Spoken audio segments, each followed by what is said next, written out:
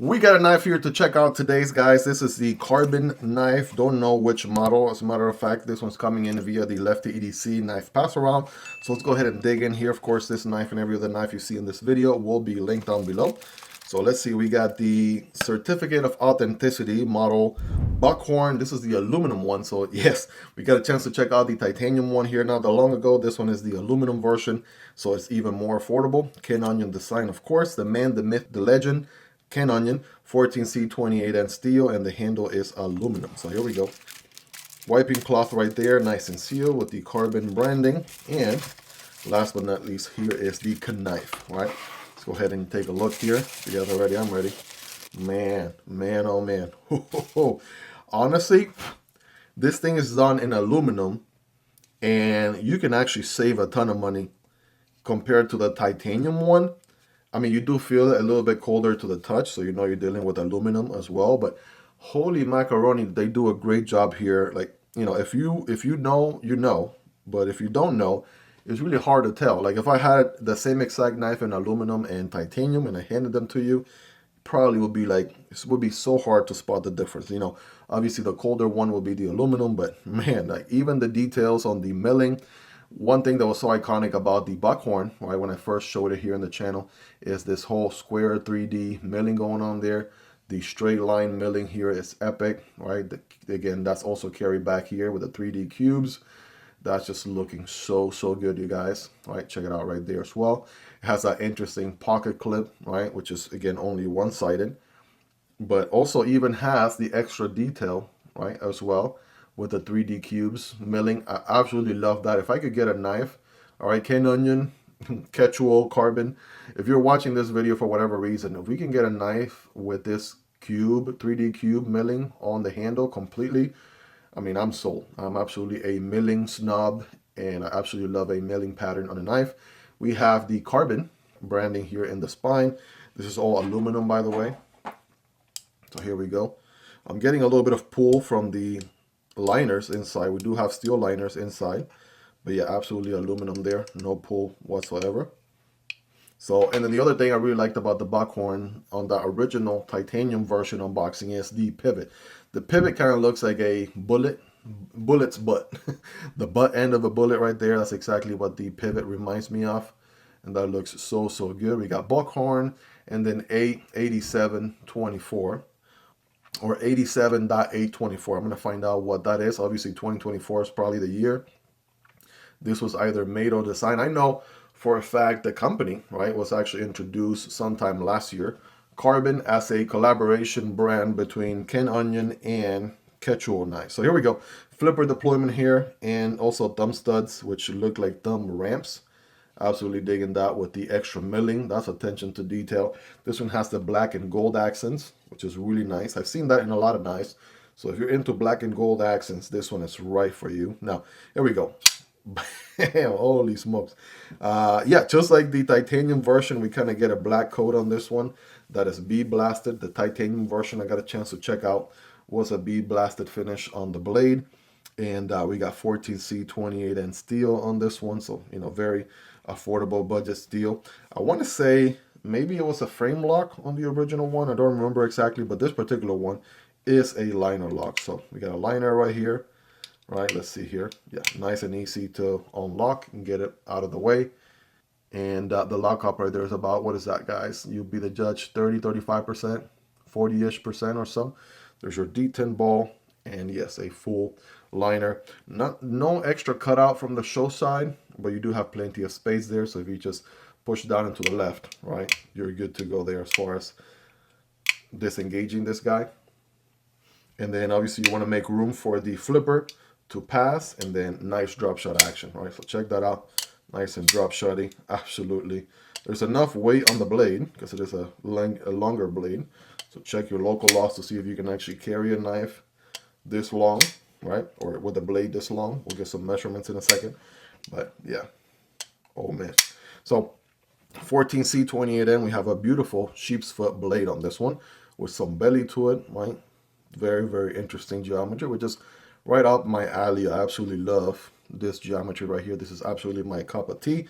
Full flat grind, or at least up until this line right here. that you can see, and a beautiful switch there in the front. Great plunge grind situation way over here, so you know you're going to get plenty of sharpens out of this guy before even coming close to developing any sort of smile. And yeah, boom. Really can't get over the fact that it's so drop shotty. So the flipper works really good if you light switch it, and if you push button it, yeah, also works nice there. Thumb deployment, yeah, that feels nice. Reverse flick here. It's a little bit tricky given the orientation of the thumb ramp, but I'm using the meat of my middle finger, and that works just fine. You sort of think that, you know, the thumb studs are the stop pin or the stop of the blade, kind of similar to how they work on the Kershaw Leek right here. These thumb studs are also stopping the blade and holding it in place there, along with the frame lock. So, by the way, the Kershaw Leek is the first cane onion design that I fell in love with. It's also the first knife that I absolutely fell in love with, and it jump-started my whole EDC journey, and here we are almost 3 years later. So I absolutely love this thing. It is never leaving my collection as the very first knife that I ever had. But the point I'm trying to make is, even though it looks that way on the Buckhorn, you actually have a dedicated stop pin. So this right there, and it's hard to see, this is all blacked out, but there you go. This guy here is your stop pin, right? And that's going to stop the blade when it's open, right? So it's not necessarily the thumb studs, even though they look that way. And it's nice how they have a cutout into the handle as well. That's pretty neat. But yes, you do have a dedicated stop pin right there. So quick observation, I mean, this is more of a quick fire overview because I have already experienced the titanium version of this knife. So that's absolutely something to keep in mind there. But yeah, absolutely digging. I'm already a huge fan of this knife. The ergos on this thing are so good, man. This belly section right here, the handle also gets a little bit taller right here, and it's got some curvature to it as well. I mean, this is as hand melting as it can get on a folding knife, right? I do feel the pocket clip is very minimalistic, but I still feel it a little bit. So it's a, you know, good 9.5 out of 10. Plenty of handle that can accommodate bigger hands. After all, this is quite a big, you know, large knife if you ask me. So definitely got plenty of handle to go around. Have average size hands, not the biggest, not the smallest. And guess what? You can even forward choke with this finger choke right here. Bam, you can get some work done slicing and dicing with this thing. It's gonna feel really, really good, you guys. So ergos are great. I mean, this knife has a lot going for it. So let's go ahead and get some quick measurements here. I did promise you guys that. Look at that, over 8 inches, over 8.5. We're looking at almost 7 or 8.7 or 8.75. That blade length is going to be around 4 inches with a cutting path of 3.75. And the handle, oops, and the handle is going to be closer to 5 inches, so like 4.9 inches or so. Doing the typical size comparison here, keeping it in America, starting with America.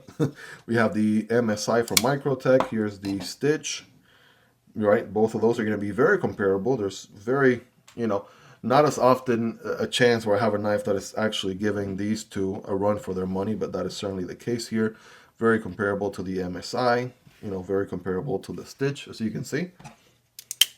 Keeping it in America here, we got the PM2. That one's going to be a little bit shorter. The Para 3, definitely shorter as well. I mean, we are dealing with a large knife, as you saw, so there's no doubt about it. It's going to be pretty much bigger than mostly everything I throw out of here.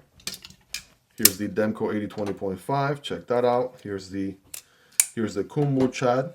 That's going to be a little bit shorter. So is the AD 20.5 by comparison. And on the budget end of things, we got the Tenable Fenrir and the CJRB Pyrite Light. All these are highly recommended and linked down below. I have links to all these knives in case you guys want to check prices, availability, and variants. And I do have content on all these as well if you guys want to check more details. Here's the Fintiso Parrot and the Vosteed Corgi right there. You guys take a look for yourself.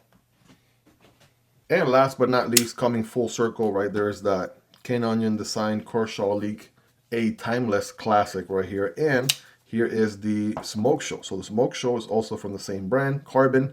I just did an unboxing on this one, so definitely check that one out if you haven't already. It has a lot of goodies going for it. This one's a more premium one with M390, carbon fiber inlays, titanium anodizing. I mean, the whole works. It's really, really a beautiful knife. So check that one out. I'll have a card for it at the end of the video here. But let's go ahead and get scientific with it, shall we? Got a piece of paper right here, textbook paper, 14C28N. All right, feeling nice and ready for an adventure, if you ask me. So here we go, 5x zoom. Wow, you saw that first swirl. Yeah, this thing is creating swirls for days. Definitely biting into the paper pretty well. So let's get some full slices. Bam, boom. The other thing is you have plenty of, what do we say, 3.75 inches of cutting path. I mean, yeah, you definitely have plenty of blade to work with there. It's gonna be pretty difficult to slide out of a cut or taper out of a cut with this one. You do have a little bit of belly, but it's not very pronounced. So, and I got 2 pieces of cardboard right here. Both of them are single wall cardboard. Remember, when cutting cardboard, don't cut perpendicular but at an angle. So it's gonna look something like this. Here we go. Oh yeah, flat grind, putting in work. And one last one here with this one. Yep, absolutely did that, no problem. Oh yeah, we're cutting really, really good as you would expect. Again, 14C, 28N, great budget steel. And that makes this model even more affordable than its premium counterpart. Guys, let me know in the comments how sharp is this guy, how much of that factory edge has it retained. This is a pass-around knife, so it has already seen some use via the Lefty EDC knife pass-around. Shout out to Lefty, but yeah, this thing is absolutely performing really, really good.